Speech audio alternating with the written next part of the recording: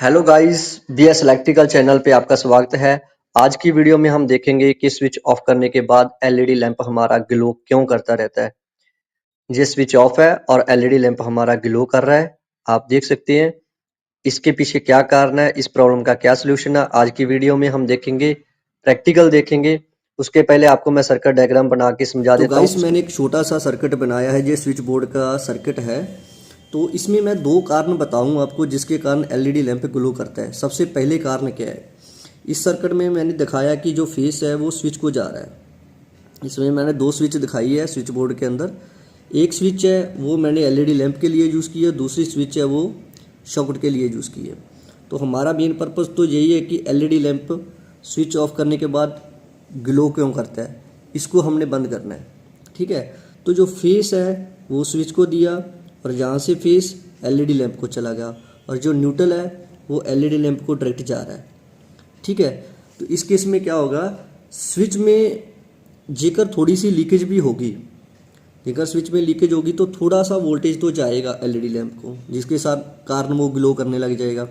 तो सबसे पहले हमने क्या करना है कि इस स्विच को जिसके थ्रू एलईडी लैंप को फेस जा रहा है उस स्विच को चेक करना है। इसको टेस्ट पेन से भी चेक कर सकते हैं और इसको मल्टीमीटर से भी चेक कर सकते हैं। मल्टीमीटर यहाँ पे लगाएंगे एक लीड और दूसरी यहाँ पे न्यूट्रल पे लगाएंगे, तो कुछ ना कुछ वोल्टेज शो करेगा, 100 150 कुछ भी वोल्टेज आ सकती है, तो जिसके कारण ये एलईडी लैंप ग्लो करेगा। तो स्विच में जेकर लीकेज है तो स्विच को रिप्लेस करना है, तो इससे ये प्रॉब्लम सॉल्व हो जाएगी। सेकंड सेकंड कारण क्या होता है, सेकंड एक दूसरा कारण भी है जिसके साथ एलईडी लैंप ग्लो करता है। पहला मैंने आपको बता दिया, दूसरा कारण क्या है कि जो फेस और न्यूट्रल है, जेकर मेन जो एमसीबी होता है, मेन एमसीबी बोर्ड होता है जहाँ से सारे घर की सप्लाई आती है, तो जेकर मेन एमसीबी में फेस और न्यूट्रल आपस में एक्सचेंज कर दिए, एक्सचेंज हो गए या जहाँ को, ठीक है, तो वहाँ से जेकर यहाँ पे फेस है और फेस की जगह न्यूट्रल आ जाएगा। ठीक है, और जहाँ पे न्यूट्रल है इसकी जगह फेस आ जाएगा। जेकर मेन एमसीबी बोर्ड में आपस में एक्सचेंज हो गए, तो वो होते हैं जब कोई घर पे कोई फॉल्ट है, आप किसी इलेक्ट्रिशियन को बुलाते हैं, तो कोई काम के लिए बुलाते हैं, सपोज करो वो मेन एमसीबी में से फेस और न्यूट्रल को चेंज कर जाता है, जब पीछे से फेस और न्यूट्रल एनर्जी मीटर से चेंज हो जाते हैं, तो उसके कारण होता है। तो न्यूट्रल अब स्विच में क्या आ रहा है, न्यूट्रल, तो यहाँ पे आपने चेक करना कि स्विच में न्यूट्रल आ रहा है या फेस आ रहा है। तो जेकर स्विच में न्यूट्रल आ रहा है और जहाँ से न्यूट्रल निकला तो एलईडी लैंप को चला गया, और दूसरा फेस यहाँ से, तो अब इसके कारण ग्लो क्यों करता है। अब स्विच तो बंद कर दी, न्यूट्रल तो कट हो गया, तो एलईडी लैंप तो फिर भी ग्लो कर रहा है। तो इसमें क्या है कि फेस, जैसे फेस चला गया डायरेक्ट जा रहा है एलईडी लैंप को। अब न्यूट्रल तो जहाँ से स्विच से मैंने ऑफ कर दिया, ठीक है।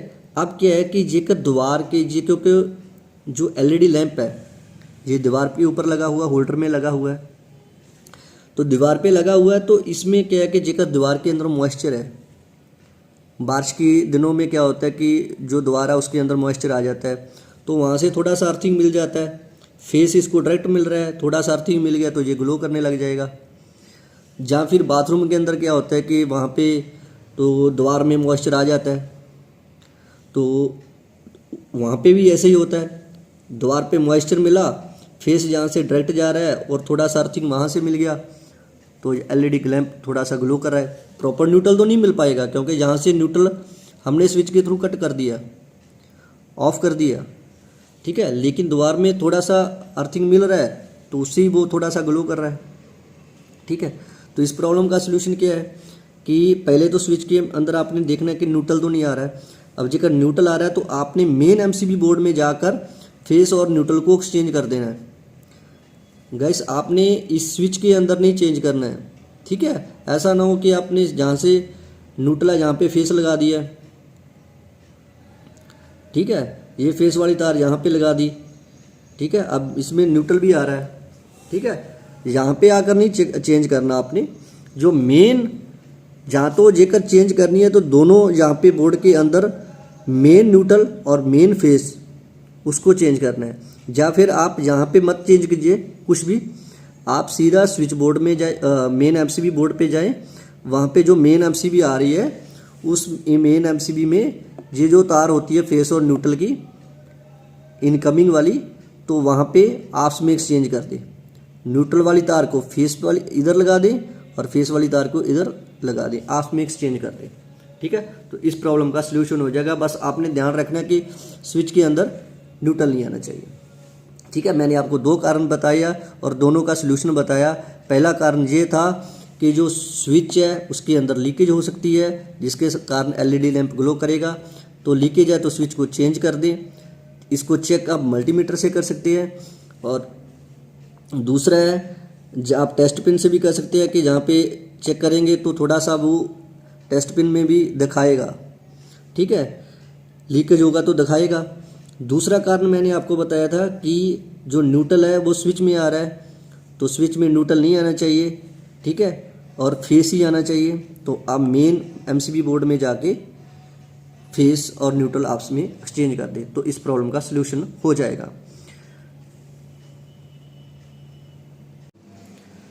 तो गाइस हम स्टार्ट करते हैं प्रैक्टिकली। और जो एलईडी लैंप हमारा स्विच ऑफ करने के बाद भी आप देखिए, ये देखो मैं स्विच ऑफ करता हूँ और ये देखिए अभी भी ग्लो कर रहा है। तो इसका हम सलूशन आज करने वाले हैं प्रैक्टिकली।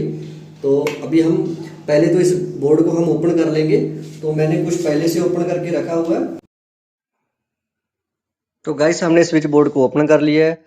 अब जैसे मैंने सर्किट डायग्राम के अंदर आपको दो कारण बताए थे, एक स्विच की प्रॉब्लम बताई थी, स्विच लीकेज हो सकती है, और दूसरा मैंने फेस और न्यूट्रल का प्रॉब्लम बताया था कि न्यूट्रल स्विच के थ्रू जा रहा है। ठीक है, तो यहाँ पे हम चेक करते हैं कि क्या कारण रहेगा। ठीक है, तो लाइन टेस्टर की हेल्प से मैं पहले स्विच को चेक करूंगा, तो स्विच में फेस आ रहा है या नहीं आ रहा है। ठीक है, तो पहले मैं यहाँ पे लगा के चेक करता हूँ। तो यहाँ पे फेस आ रहा है, इट मीन्स जो स्विच में फेस ही दिया हुआ है। और यहाँ पे ऊपर भी थोड़ा सा लीकेज आ रहा है, लेकिन गाइस वीडियो में हो सकता है कि आपको दिखाई दे ना दे, लेकिन इसमें लीकेज है स्विच के अंदर। इसमें थोड़ा सा ग्लो कर रहा है लाइन टेस्टर।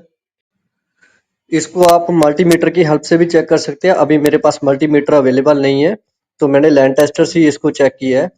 तो मल्टीमीटर आप एक स्विच पे लीड लगा लेनी है, दूसरी आपने न्यूट्रल पे लगा लेनी है। जेकर कुछ वोल्टेज शो कर रहा है 100-150, तो इट मीन्स स्विच में लीकेज है। तो एक स्विच के ऊपर लीड लगानी है और एक न्यूट्रल के ऊपर लीड लगानी है। तो हम इस स्विच को रिप्लेस करेंगे। अब मेरे पास ऐसी स्विच अभी अवेलेबल नहीं है, तो ये बहुत पुरानी टाइप की स्विच है।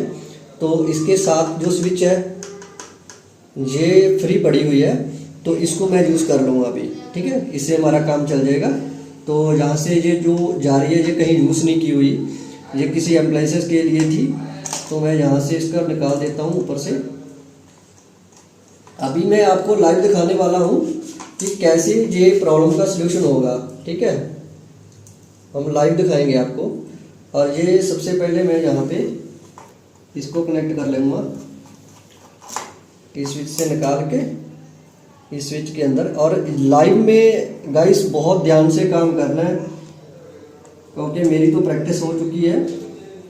तो गाइस मैंने यहाँ पे कनेक्शन कर दिया, इसके जो तार है वो नीचे लगा दिए। इस स्विच में हमने कनेक्शन कर दिए। ये स्विच मैंने पहले ऑलरेडी चेक कर ली थी, बिल्कुल ओके है।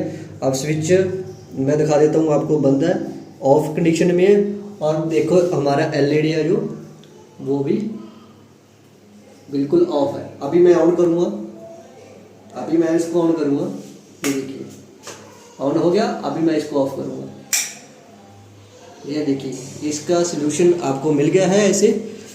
तो इस तरीके से आप इस प्रॉब्लम का सलूशन निकाल सकते हैं। जेकर आपको ये वीडियो अच्छी लगी हो, इसको ज़्यादा से ज़्यादा शेयर करना, लाइक करना और मेरे चैनल BS इलेक्ट्रिकल को सब्सक्राइब कर देना। Thanks for watching.